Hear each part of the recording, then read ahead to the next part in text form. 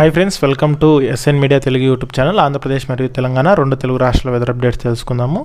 ఆంధ్రప్రదేశ్ మరియు తెలంగాణలో ఏ జిల్లాల వర్షాలు కురవనున్నాయి, దానికి సంబంధించిన పూర్తి వివరాలు అయితే తెలుసుకుందాం. వీడియోని చివరి వరకు చూడండి. వీడియోలోని ఇన్ఫర్మేషన్ నచ్చితే ఛానల్ని సబ్స్క్రైబ్ చేసుకోండి. ఇక టాపిక్లోకి వెళ్ళిపోదాము.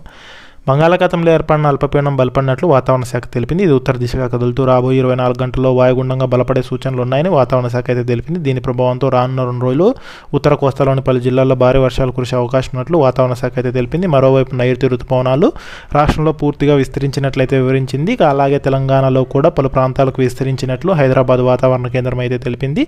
ఇక వీటి ఫలితంగా ఆంధ్రప్రదేశ్ మరియు తెలంగాణలో పలు ప్రాంతాల్లో భారీ వర్షాలు కురుస్తాయని హెచ్చరికలు అయితే జారీ చేశారు.